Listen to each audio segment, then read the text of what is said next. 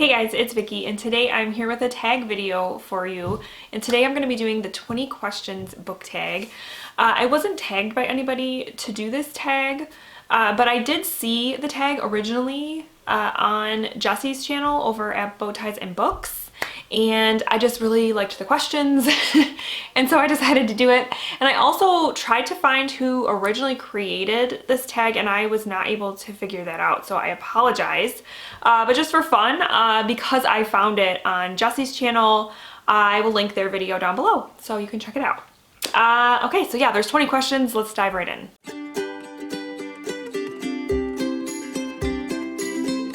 Okay, so question 1 asks, how many books is too many books in a series? I happen to think generally if you keep it under, I would say 10 maximum, then it's okay. And it also kind of depends on if it's a series where there's an overarching plot, or if it's just like kind of the same characters but a different story every time. I think that kind of makes a difference too. But like an example of a series that has gone on far too long that I gave up on was the Stephanie Plum series by Janet Ivanovich. When I started reading those, I thought they were really fun. And then I think I made it into book 16 or so, and it just became way too repetitive and I was bored with it and I gave up. And it's still going. I think it's in the 20s somewhere. I'm thinking, I don't know. But I tend to think if it's a and that series was the type that there was kind of a different story every time, but you were with the same characters. But even that, it's gone on far too long. If you have an overarching series, I think you should try to keep it between 5 and 8 at the most. So yeah, there's my answer. Question 2, how do you feel about cliffhangers? I love cliffhangers. In all aspects. I love them in books, obviously, and I love them in like TV shows and stuff too. I think that they're just a great way to keep you hanging on and to keep you interested in the story and making you want to come back. I have absolutely no problem with a cliffhanger as long as that cliffhanger is resolved, because you know that happens sometimes in like, especially in TV where, you know, you'll be watching a show and then the show gets canceled or something, and so then you never find out what happened. That's really frustrating. So as long as you get your answers, then they're awesome. Question 3, hardcover or paperback? You guys know I like my paperbacks, especially, I don't have one handy at the moment, but those really nice floppy paperbacks that they just plop open for you, and you can just lay them down and turn the pages so you can read while you eat and such, which I enjoy. So yeah, I love a paperback. Question 4 is favorite book. And you guys know that this changes for me like every single day. So, hold on, I gotta internalize and tell you what my favorite book is today. All right, today my favorite book is The Heart's Invisible Furies by John Boyne. This story I just loved this story so much. It was coming of age. I loved our main character, Cyril. He was just such a great character that I really grew to love and frequently miss and think about still, even though I read this book well over a year ago. I really need to reread this because I have been missing it. And it's just such a good story. So good, so good. Yeah, so this is my favorite one today. Question 5, least favorite book. Hold on. Okay, one of my least favorite books that I've read recently was The Awakening by Kate Chopin. it's a classic that I wanted to tackle because it's a classic and I wanted to try it out, and I absolutely hated it. I hated the main character, I hated the story. I thought I was gonna really enjoy it because of some of the themes that it explored, dealing with womanhood and feminism and things like that, and it was awful, and I don't like it, and I would never, ever recommend it to anyone. Question 6, love triangles, yes or no? I'm not a huge romance person, as you guys know, but I don't mind a love triangle in my media, whether it's books or whatever. if we're talking about books, I don't think I've read very many books that have a love triangle, and I don't really mind them, though I do think in general I find just like a basic romance to be more interesting. Love triangles tend to be a lot of drama, and I don't know. I guess they're fine, but I just don't really care either way. Question 7 is the most recent book you just couldn't finish. And actually, I decided to DNF this book today. And the reason is because I haven't picked it up in over a month. And to me, that's a sign that it's just not a book I'm enjoying. And I need to just say I gave it a try and that's it. And yeah, that book is Leaves of Grass by Walt Whitman. I really wanted to tackle this poetry collection because I'm trying to read more poetry. And I just don't think this kind of poetry is for me. I've been having a hard time following it, even though I was listening to it while reading along, thinking that would help. And it's just not working for me. So as much as I want to try poetry, I just don't think Walt Whitman is my guy. I might be able to try him again some other time. So I don't know if I will get rid of this book. I might try to pick it up again in the future, but for now, it's a DNF. Question 8, a book you're currently reading. I am currently reading, I have to go through my stack here. I'm listening to it on audio, but I am reading Deacon King Kong by James McBride. And this is a really interesting story. So far the plot hasn't been super, it's not like a very plotty book. I'm about 100 pages in. It's very much about the people and the characters. Our main character, Sport Coat, is really interesting, and you get a little bit of his backstory in this early part of the book. And just so the other people that live in his neighborhood, you kind of get to know all of them. So for me, this book, the enjoyment level is definitely because of the characters. The story hasn't quite taken off yet. It's basically about our main character, Sport Coat, who one day he just shoots this known drug dealer in the street, and nobody knows why he did it. And so you're kind of trying to figure out why he did what he did. And yeah. It's interesting. I like it. I really like the writing style. There are definitely parts that are humorous in here, and yeah, it's a good one so far. Question 9 is the last book you recommended to someone. Recently, one of my neighbors was asking about like just a general book recommendation. She's not a really big reader, but she was looking for something, and she basically was like, I'll read pretty much anything except I don't like scary stuff.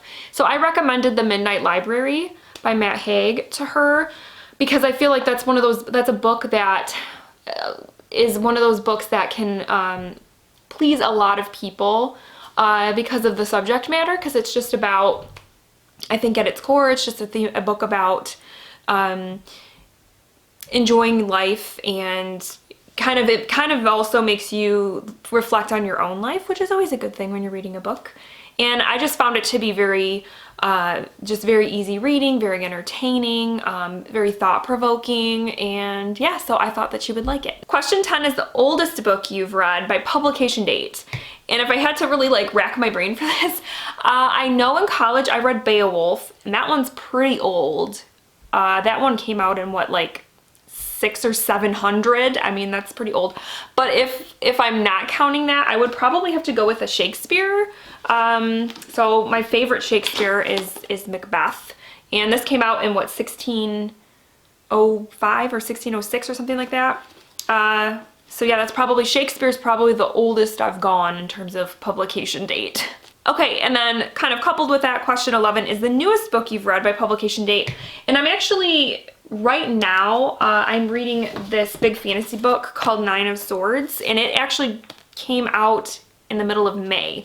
But I'm not done with it. I'm still working on it. So if we don't count that, the newest book I read came out in the beginning of March, and that is Later by Stephen King. Question 12 is favorite author, and just like favorite book, this changes every day. So let me think about it, and I'll get back. So today I am loving Joe Hill. Joe Hill is my favorite. It's been a while since I've read a Joe Hill, but I love Joe Hill because I love that his stories seem to always couple horror elements with very emotional topics, very heartfelt topics, especially this one. This one really tugged at my heart. I really loved it. And yeah, he's funny. He's great. Question 13, buying books or borrowing books? I would say overwhelmingly I tend to buy books, though I do love my library. I utilize my library for audiobooks a lot, and my kids. A lot of times when I go to the library, it's for my kids. We always get books from there, out of the children's section. I really should check out books from the library more, because I don't mind borrowing them, that's for sure. Question 14 is a book you dislike that everyone else seemed to love. Let me pull it out here. I'm gonna go with A Wrinkle in Time by Madeleine L'Engle. This is like a beloved children's book, and when I read it, I was just very confused and underwhelmed and just didn't understand why everybody loved it so much. And the only reason I still have a copy is because this is my husband's copy from when he was a kid. And so I wasn't gonna get rid of it because it's his book. Otherwise, it probably would not be on my shelves because it was just a book I just didn't get and I had no nostalgia for because I didn't read it as a kid. So yeah. Question 15, bookmarks or dog ears?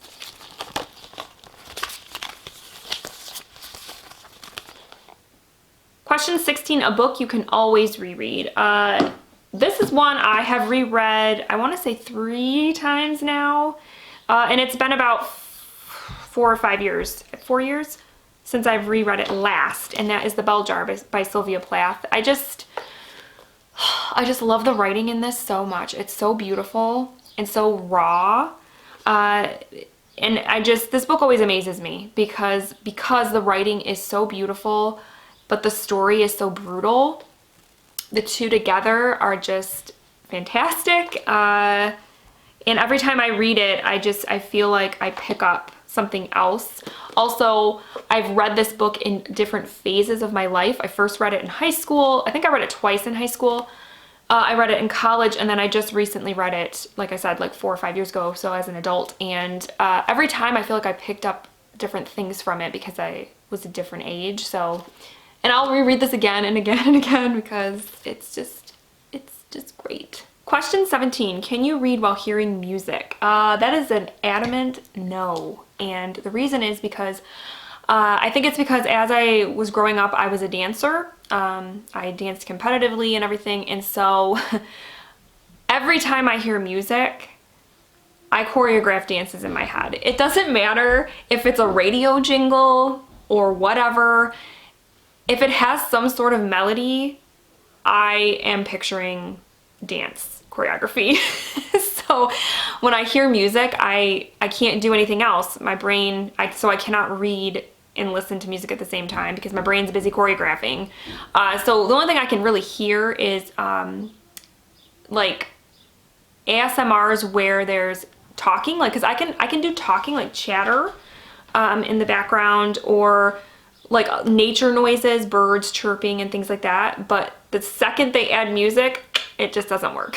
Question 18 is one point of view or multiple POVs. Honestly, I think overall I enjoy multiple POVs, especially if you're in a very big epic sort of story. I like to get different characters and what they're doing and where they are, because often it just makes the story more complex and rich because you have people that are in different locations, and or even if they're all experiencing the same thing, everyone experiences things differently, so you just get a different perspective. And so I feel like, yeah, multiple POVs definitely adds just an extra layer to a story. Question 19, do you read a book in one sitting or over multiple days?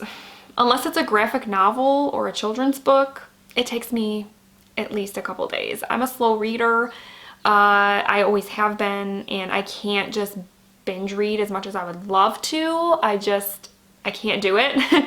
So it always takes me at least a few days to finish a book. And then question 20 is who do you tag? So I'm just gonna tag whoever's watching this and wants to do this because that's how I am. I never like to specifically tag people. I don't know why. I don't like to put people on the spot, I guess, or put the pressure on people. But so yeah, if you're watching this and you want to do this tag, consider yourself tagged. And yeah, this was a fun tag to do. I really enjoyed it. Let me know down below how you would answer some of these questions because I would love to hear everybody's answers. And yeah, that's it. I hope you guys are having a wonderful week and I will talk with you soon. Thank you so much for watching. Bye.